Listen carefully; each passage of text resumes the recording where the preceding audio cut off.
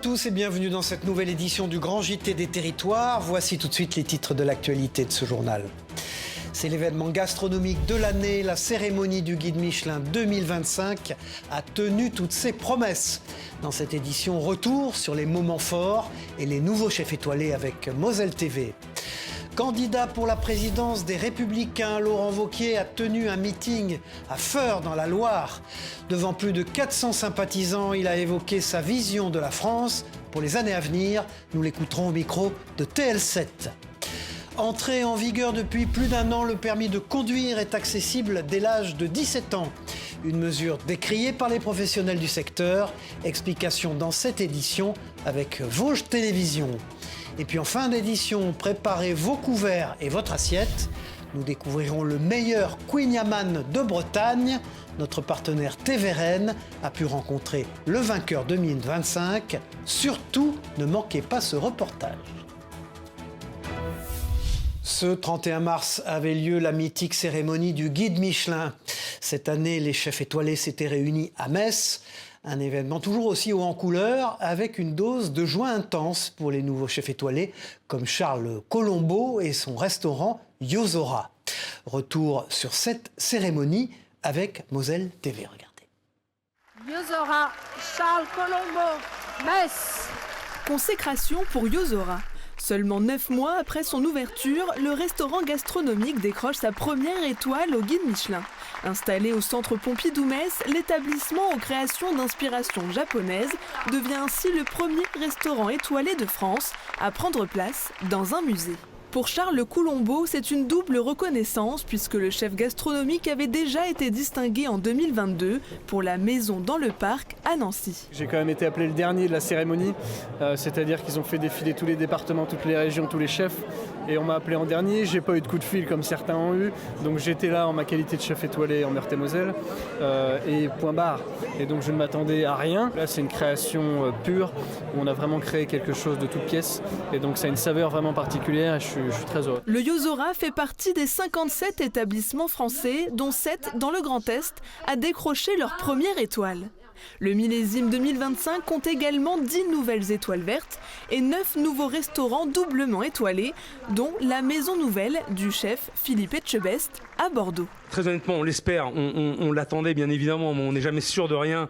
Donc le doute, il s'installe toujours et surtout à ce moment-là. Seuls 2 nouveaux restaurants obtiennent la prestigieuse 3e étoile, l'établissement éponyme du Rochelet Christopher Coutenceau et le coquillage du chef Hugo Rollinger.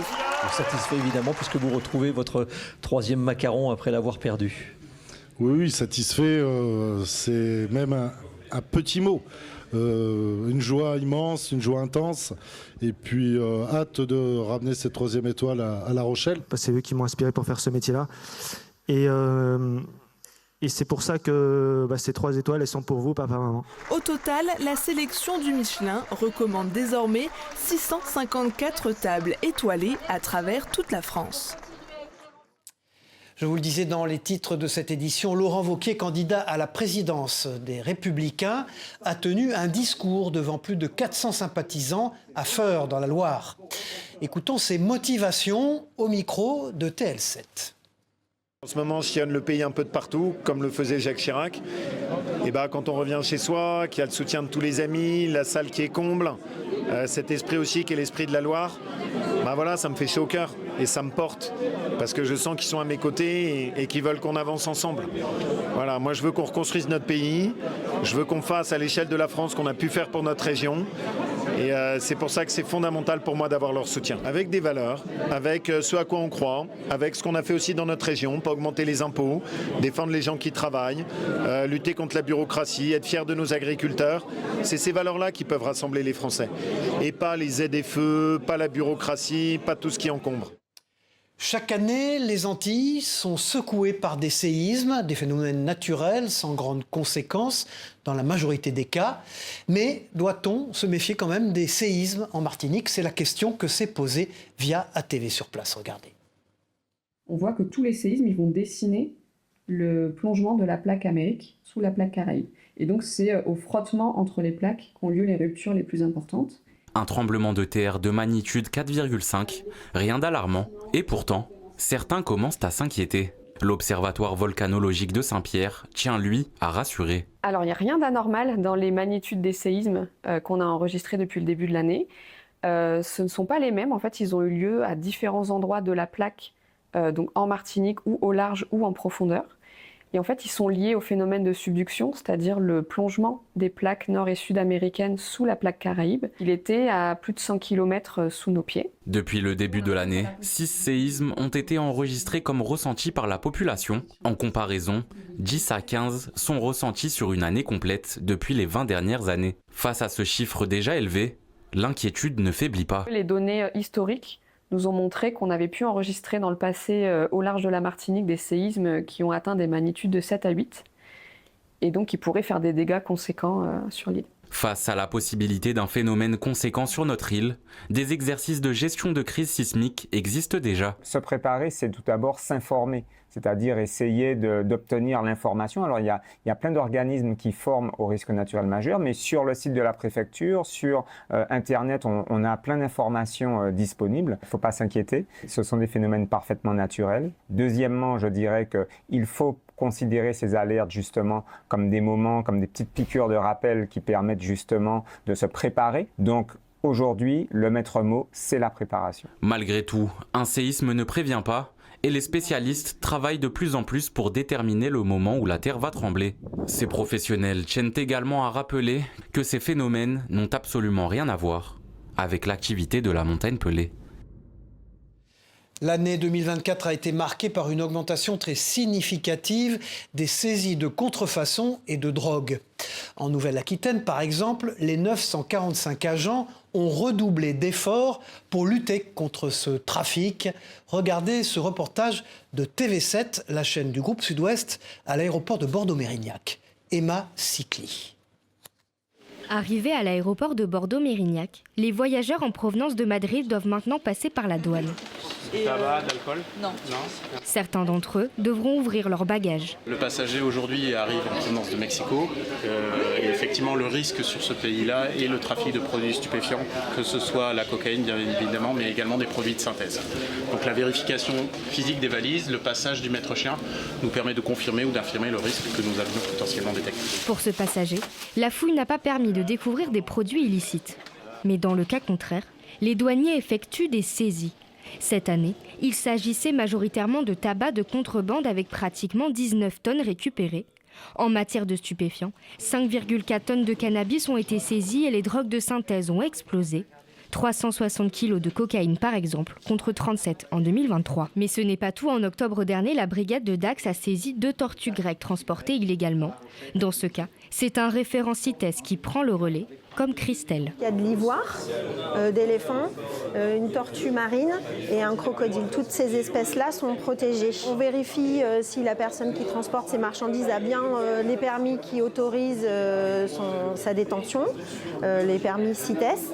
Si elle ne les a pas, c'est des objets qui vont être saisis par la douane. L'année 2024 marque donc une explosion de ces opérations et un engagement fort des douaniers sur le terrain, dans un contexte particulier. On a été une année riche en événements sportifs, Coupe d'Europe de foot, Jeux Olympiques bien sûr 2024. Donc on a eu une augmentation très significative des saisies de contrefaçon sur le territoire. La douane continue ainsi sa lutte contre les trafics et la criminalité organisée. À l'échelle nationale, 110 tonnes de stupéfiants ont été saisies en 2024 pour une valeur de 1,2 milliard d'euros. Tout autre chose dans ce journal, plus d'1 an et demi après l'effondrement de la falaise de la Praz sur la ligne TGV Paris-Milan, les travaux de remise en état des infrastructures ferroviaires touchent à leur fin. Les trains pourront à nouveau relier la France et l'Italie. Regardez ce reportage sur ce chantier d'envergure de Jules Demeure pour 8 Mont-Blanc. Il était encore inaccessible il y a quelques mois. Le tunnel ferroviaire, enseveli par tout un pan de la falaise de la Praz, menacé de s'effondrer. Cette galerie, située au pied de la montagne, servait de merlon, un barrage d'enrochement surmonté d'une fosse. Il permet de réceptionner les blocs de roches en cas d'éboulement, comme ce fut le cas en août 2023. Il faut imaginer qu'à la suite de l'éboulement, toute cette zone était complètement ensevelie par l'éboulement. Donc on avait des blocs ici, des blocs qui ont continué jusque sur la RD 1006. Et donc ici on avait 15 000 mètres cubes de matériaux stockés sur la galerie. Face au risque d'effondrement de la voûte, les équipes de SNCF Réseau ont attendu la fin de la sécurisation de la falaise pour pénétrer dans la galerie. Mais avant de s'atteler à la remise en état des installations ferroviaires, l'ouvrage a dû être consolidé. Toutes les traces blanches qu'on voit qui sont longitudinales, qui sont longilignes, ce sont des fissures millimétriques qu'on est venu injecter, qu'on est venu colmater pour rigidifier la structure de la galerie. Lorsqu'on avait le cône d'éboulement, on a eu de l'ordre de 20 mm de mouvement de la galerie ferroviaire. Avec le déchargement, la galerie est revenue à sa position initiale. Sur un total de 300 mètres de tunnel, seuls les 120 derniers mètres ont été endommagés par l'éboulement. Et avec la sécurisation de la voûte et de la falaise terminée, les ouvriers se sont attaqués ces dernières semaines à l'ultime phase des travaux au niveau de l'entrée du tunnel. Ici, on a changé l'intégralité de la plateforme ferroviaire, donc le ballast, les traverses, les rails et également 150 mètres de caténaire, le fil de contact qui permet d'alimenter les trains. Les derniers ouvriers sont encore à l'œuvre sur la reconstruction du couronnement du tunnel, mais cela ne devrait pas empêcher la reprise du trafic ferroviaire franco-italien après 18 mois de travaux. Avis aux fumeurs, c'est une maladie qui touche près de 3,5 millions de Français chaque année et pourtant peu connaissent la BPCO ou plutôt la maladie du fumeur. Elle est la 3e cause de mortalité par tabac dans le monde. Mais alors qu'est-ce que c'est que cette BPCO? Réponse avec la Provence qui s'est rendue dans un service de pneumologie marseillais. Il a un poumon qui a à peu près 25 ans de plus que lui. Et donc forcément, le handicap respiratoire est notable. La bronchopneumopathie chronique obstructive, c'est le nom barbare d'une maladie qui touche 3,5 millions de Français chaque année. Dans 85% des cas, elle est causée par le tabagisme et se manifeste par un essoufflement, de la fatigue et une toux persistante. À l'hôpital Saint-Joseph, c'est grâce à une spirométrie que la maladie est diagnostiquée. La qualité de vie va dépendre un petit peu de la sévérité de la maladie. Mais pour les patients les plus sévères, il faut vous imaginer, c'est comme si vous prenez, vous, une paille de tout petit calibre et vous respirez en permanence dans cette paille et essayez de marcher, monter des escaliers en respirant uniquement par une paille de petit calibre, vous allez très vite en ressentir le handicap. Une fois le diagnostic posé, le patient devra réaliser un sevrage tabagique associé à un traitement médicamenteux et à une activité physique adaptée. Mais dans certains cas, une endoscopie bronchique peut être proposée. Quand on a du poumon qui est détruit, le poumon, il a des bulles qui ne servent à rien, en fait, des trous. Et donc, ça crée ce qu'on appelle une distension et donc un handicap respiratoire. Et l'objectif est de pouvoir réduire ce volume pulmonaire. Là, on joue sur les symptômes, c'est-à-dire qu'on essaye de réduire la distension du poumon et donc le handicap respiratoire inhérent à cette distension du poumon. En France, la BPCO cause 17 000 décès chaque année.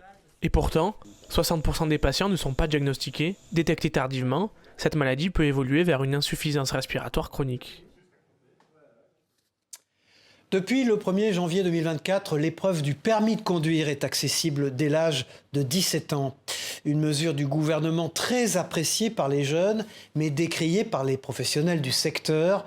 Voici pourquoi, avec ce reportage de Vosges TV. Regardez. On a largement la place pour reculer.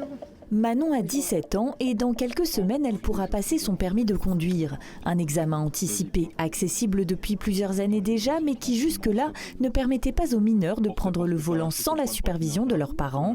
C'est désormais possible depuis le 1er janvier 2024, un point positif pour la mobilité des jeunes, parfois difficile dans nos territoires ruraux. Il n'y a pas trop de bus, puis les parents ne sont pas toujours disponibles, donc on ne peut pas trop faire comme on veut. Là, ça permet d'avoir une certaine indépendance. Il fait beau, il y a du monde. On fait bien gaffe aux piétons, c'est le danger principal. Comme elle, plus de 290 000 jeunes ont passé leur permis à 17 ans l'année dernière. Une réforme jugée toutefois précipitée par les professionnels du secteur qui ont dû s'adapter à l'image de cette école de conduite qui compte 550 inscrits dans les Vosges. Ça a amené, c'est sûr, un flux d'inscriptions qu'il y a fallu gérer, encore un plus, des petites choses qui n'avaient pas forcément été pensées dans les hauts lieux, notamment dans les bases des assureurs. Il n'était pas prévu qu'un conducteur soit légalement seul au volant à 17 ans, en fait. De même, le dispositif de conduite supervisée ainsi que l'aide au financement du permis proposé par les CFA n'ont pas été avancés à l'âge de 17 ans. Un non-sens aux yeux des professionnels, alors que les apprentis sont justement les plus concernés par la réforme. Clairement, moi, ça m'est arrivé de dire cet élève-là, je le passe en priorité, plutôt que d'avoir des parents qui les conduisent à 4h, 6h du matin, quand c'est des professions où il faut se lever tôt. Plus d'inscrits au permis donc, mais pas de créneaux supplémentaires accordés aux auto-écoles pour le passage des examens, tout comme le nombre de moniteurs qui n'a pas augmenté faute de candidats en pénurie au niveau national. Autant de problématiques qui divisent encore l'opinion. Partons à Montpellier maintenant, où depuis octobre 2023, de nouveaux agents de sécurité patrouillent au sein des logements sociaux de la ville. Ce type d'unité reste très peu répandu en France. Mais alors, quelles sont les missions de cette brigade très spéciale?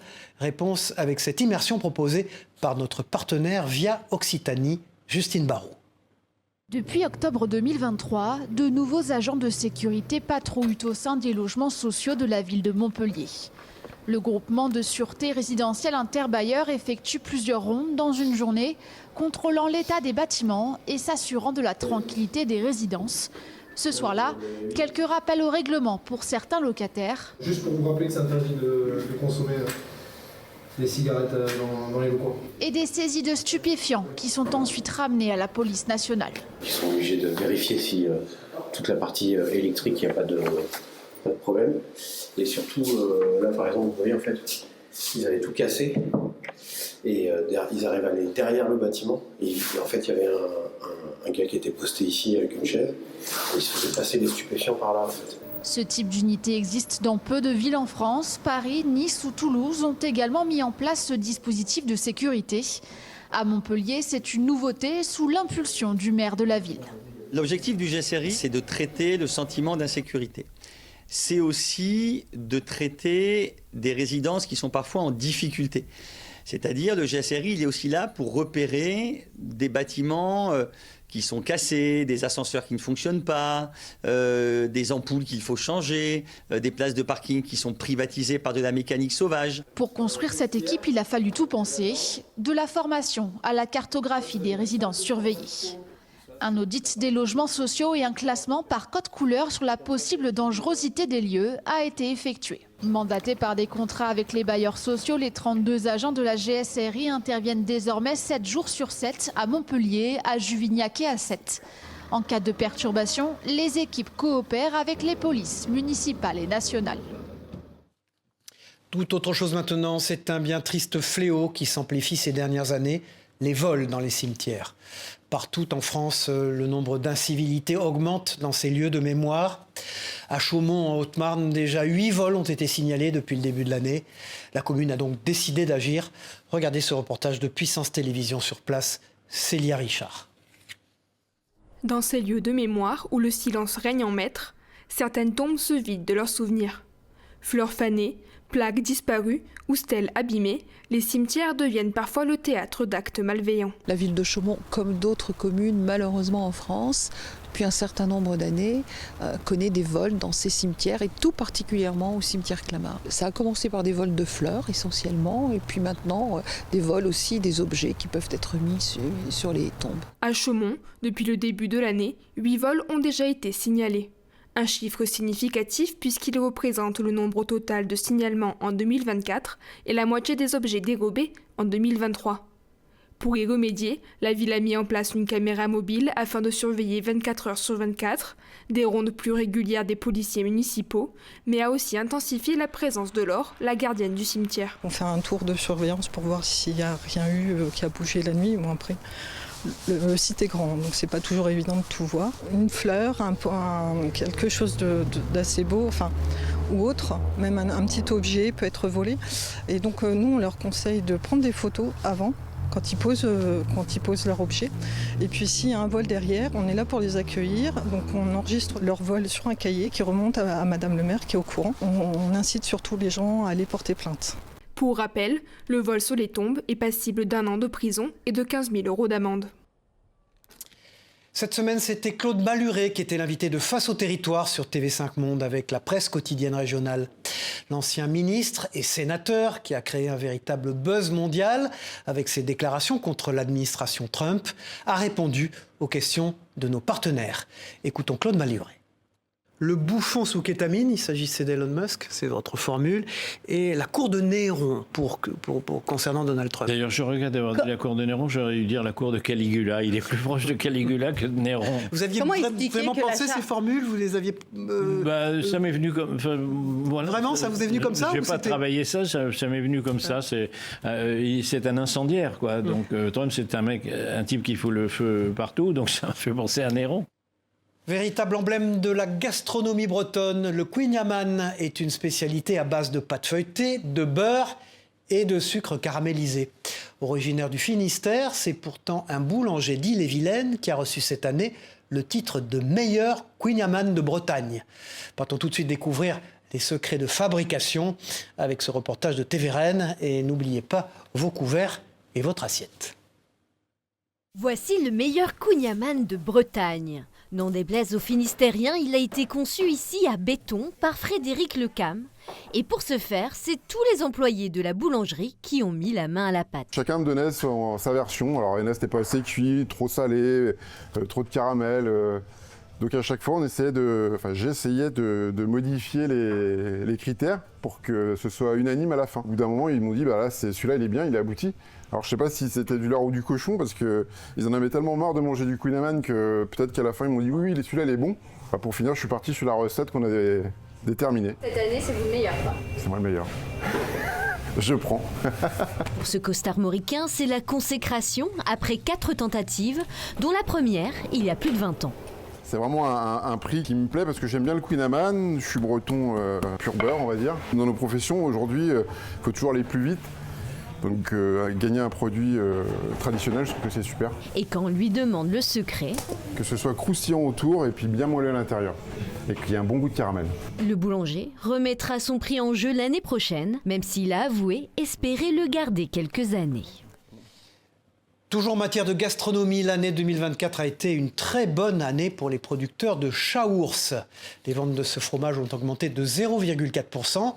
Une situation encourageante pour la profession, mais qui reste vigilante pour le futur.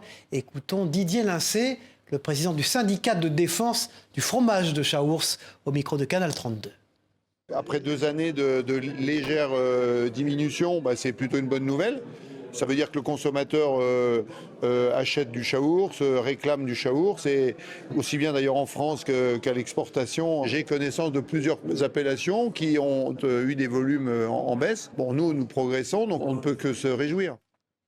Et puis cette semaine, vous pourrez retrouver en kiosque 2 nouvelles éditions du magazine Le Point, consacré aux villes de Lyon et de Neuilly-sur-Seine. La première propose un dossier sur la ville de Lyon qui s'impose comme la capitale de la santé avec des médecins de renom pour devenir un acteur clé des soins de demain. L'édition sur la ville de Neuilly, quant à elle, se penche sur une petite révolution opérée par la commune. Vous verrez, ces 2 éditions spéciales du Point sont bien sûr à retrouver dans vos kiosques ce week-end. Et puis c'est l'un des rendez-vous incontournables de la saison hivernale, Tomorrowland Winter, ce festival de musique techno qui regroupe chaque jour près de 10 000 personnes à l'Alpe d'Huez. D'habitude non accessible aux enfants, cette année, une exception, l'événement a proposé une formation de DJ aux plus petits, une initiative qui a beaucoup plu et que nous découvrons grâce à Télé Grenoble et à l'Alpe d'Huez TV. Regardez. Casque sur la tête et platine en main, c'est au tour des enfants de faire leur show. Pendant 1h30, la Tomorrowland Academy forme les futures générations de DJ sous les conseils de Fabio, de son nom d'artiste, E-Wave. Là, tu vois, maintenant, il y a moins de chants, il y a juste le refrain, et là, tu peux faire ta transition. Regarde. Je pense que ça reste quand même une activité ludique et c'est pour ouvrir et pour arrêter d'avoir cette image de festival et qui peut être parfois... mêlé à des images d'adultes où on voit alcool ou autre. Et en fait, le but, c'est vraiment de partager la musique. Depuis 3 ans, le festival accueille une trentaine d'enfants de l'Alpe d'Huez, tous entre 7 et 12 ans. Pour certains enfants, cette session est une expérience amusante, mais pour d'autres, leur premier pas dans le métier. J'aime bien la musique J'aime bien gérer des musiques, des transitions. On voulait apprendre à mixer et ça nous intéressait un peu. On veut plutôt faire chanteuse, mais il faut faire un peu de tout, quoi. Ouais, on veut essayer de faire un peu de tout.